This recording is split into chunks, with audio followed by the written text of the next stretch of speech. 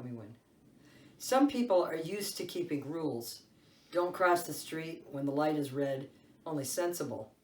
It turns out that keeping rules isn't the same as keeping covenant, which asks us, instead of keeping a bright line, to keep our promises. To what have we promised ourselves? To this moment in time and place, to this community, and even tenderly interconnected, this planet. We promised ourselves to the idea that we are each and all human beings. We promise that there is something moving between us that we cannot tame and cannot measure.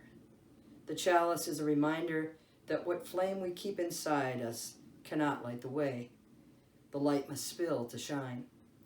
The thing you must be is yourself, unadulterated, shedding the willingness to journey alone, as though you were made of something hard and unforgivable. You are human. You belong. Right here, right now. And together we will chase away the sickness, the secrets, and leave only the open possibility that the future is a space for growth.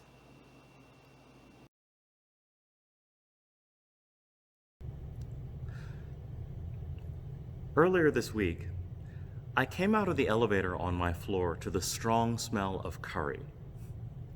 My neighbors were fully embracing the practice of social distancing as an opportunity to stay in and cook and enjoy each other's company. I could hear the laughter. It made me think of many things, but most of all, it brought me back to the childhood memory of Jamaican patties and the little shop near my grandparents' apartment in Brooklyn where we used to get them.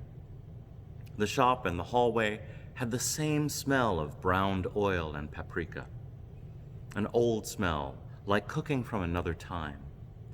Being brought back to that moment in my childhood, which was one that was nothing but joy, I realized that in this time that may feel like loss, isolation, or quarantine or distance for some, there might be some really bright spots. The other day, I found myself looking at my dog Olive. Not with any purpose, but just looking at her and appreciating her. She came into my life through a relationship that is still important to me, even if it didn't work out. And she opened a whole world of caring and play that I hadn't had since I was a very small child. I watched her sort of doing that dog resting thing, which meant she was watching me as well, and I think she must have thought I had lost it. I'm sure she was confused as well as to why I am around so much right now, but at the same time I know she loves it, and I do too. I have a dishwasher, but I pretty much always do my dishes by hand. It's odd, I know, but I feel like an hour-long dishwasher cycle is somehow a lot less efficient than a little bit of muscle and chapped hands for 10 minutes. Funny thing about washing dishes, besides the drudge of it, it can also be a kind of spiritual practice. There's a rhythm, like prayer, to it. Cleaning, rinsing, arranging on the drying mat, and then putting them away. I notice right away when something is missing because I purchased every utensil, plate, and cup, and in a weird way, each one has a story. It's part of my rhythm of life. I'm someone who is very lucky right now. I'm used to living alone, and I'm used to making my own fun and pacing myself in terms of media and electronic input and actual rest. Toward the end of seminary, I thought seriously about becoming a monk. I spoke with several orders and even explored this with my spiritual director. There's a part of me that is very, very attracted to monastic life. It doesn't feel like a loss to me, but a deepening.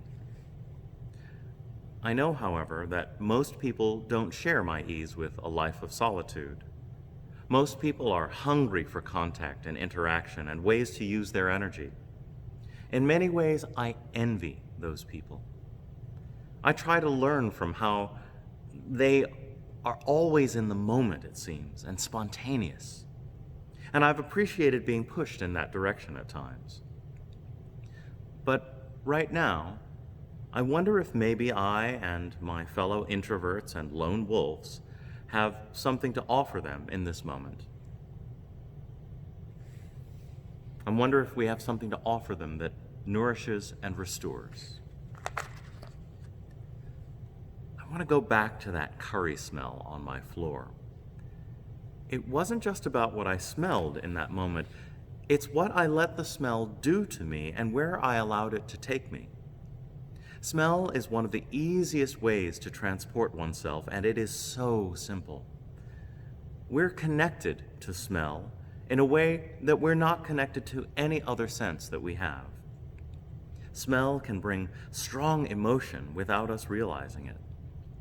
But the practice of letting ourselves smell as an experience, as opposed to using smell as a tool for determining if something is good or bad or attractive or spoiled, is another thing altogether. I mention smell because it's so very simple and accessible to most of us. And this is my point. We have in our bodies and in our places of dwelling and in our relationships, whether they be with partners, parents, children, pets, or even ourselves, we have whole worlds of exploration if we choose. I think we miss these opportunities because they're so simple, and our world is asking us to be so complex these days. The challenge is that simple things often require slowing down and refocusing on the experience as opposed to the result, as well as relinquishing control and giving ourselves over to wonder and imagination.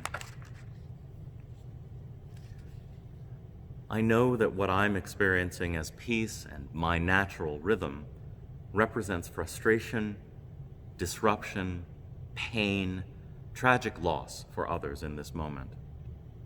It is irresponsible to paint the suffering of some in this world as simply a vacation or an extended retreat for others.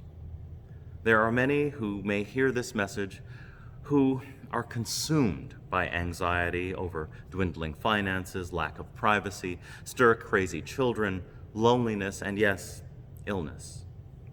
These are all real and not to be dismissed or ignored. And so this invitation to appreciate and be present with simple things must also be an invitation for all of us to share responsibility for this moment as a time when all of our world is being changed. For the sake of those suffering today, we must be different human beings in the future.